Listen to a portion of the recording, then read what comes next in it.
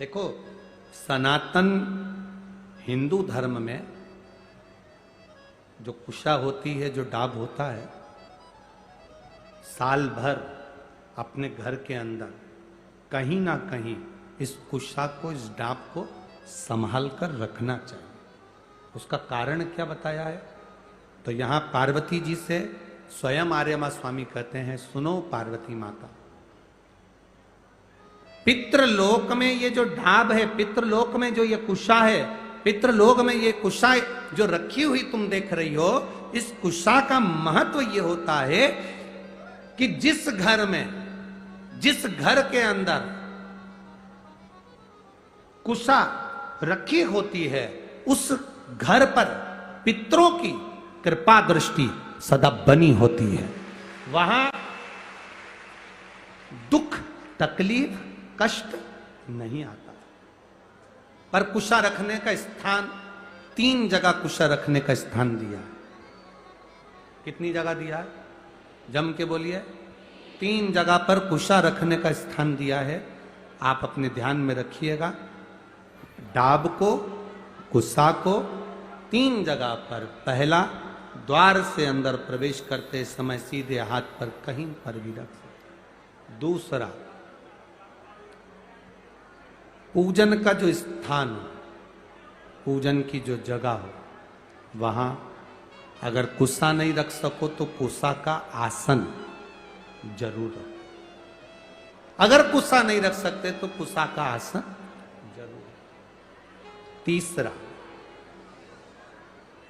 रसोई घर के अंदर जहां पर परिंदा हो, मटका हो, हंडा हो, उसके आसपास में कहीं थोड़ी भी जगह हो, एक छोटी सी भी कुशा अगर अपन ने रख रखी है तो घर में कभी भी बड़ी बीमारी प्रवेश नहीं कर सकती।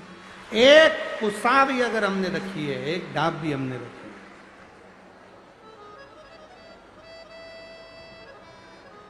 हम तो यहां तक कहेंगे, शिव महापुराण की इस पवित्र कथा में आप लोगों से कहना चाहेंगे,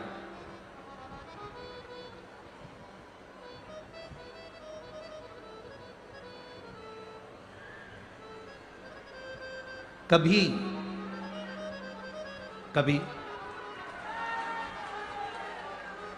इस पवित्र कथा में अगर आप लोग स्मरण करेंगे तो कभी जिंदगी में आप कोई बड़ी जांच कराने के लिए जा रहे हो कि डॉक्टर ने बोला है कि इनको ये बीमारी हो रही है, इनको ये रोग हो रहा है, इनको ये तकलीफ,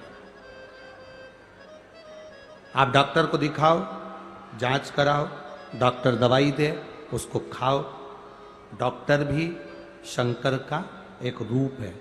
जैसे शिव महामृत्युंजय है तो जगत के जितने डॉक्टर हैं ये भी महामृत्युंजय का एक प्रतिबिंब स्वरूप है। आप इनको दिखाओ। डॉक्टर भी शंकर का एक स्वरूप है। ऐसा नहीं कि तुम डॉक्टर को नहीं मानोगे, डॉक्टर शिव का एक तत्व स्वरूप माना गया, महामृत्युंजय माना गया। आप दिखाओ।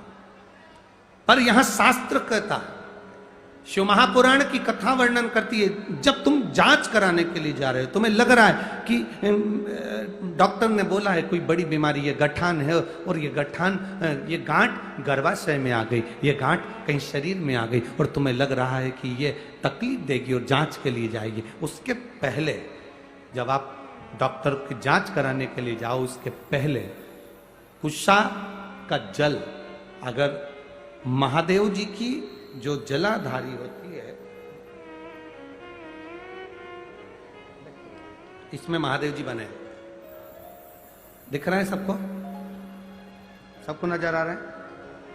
टीवी के माध्यम से भी आप लोग देखते रहना, ठीक है? ये जो महादेव जी का शिवलिंग है, ये जो जलाधारी है, ये जलाधारी पार्वती जी का स्थान। इसके बीच में एक लाइन है, वो अशोक सुंदरी का स्थान। राइट में गणेश जी, कार्तिकेय जी। शिवलिंग के ऊपर जो जलाधारी रहती है, जिसमें से बूंद बूंद पानी टपकता है, ये शंकर भगवान की 5 लड़कियां, जया, विषहरा, शामलीवारी, दौतली, देव, शिव जी की 5 बेटी।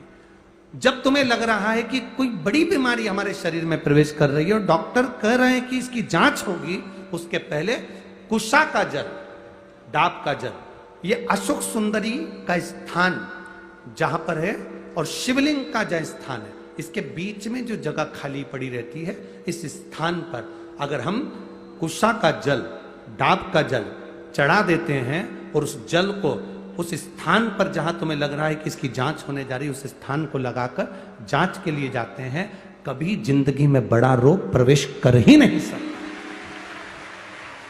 कुशा का जो जल होता है, डाब का जो जल होता है, ये साधारण जल नहीं होता महाराज जी, इसको साधारण नहीं कहा। कुशा के जल को साधारण नहीं कहा।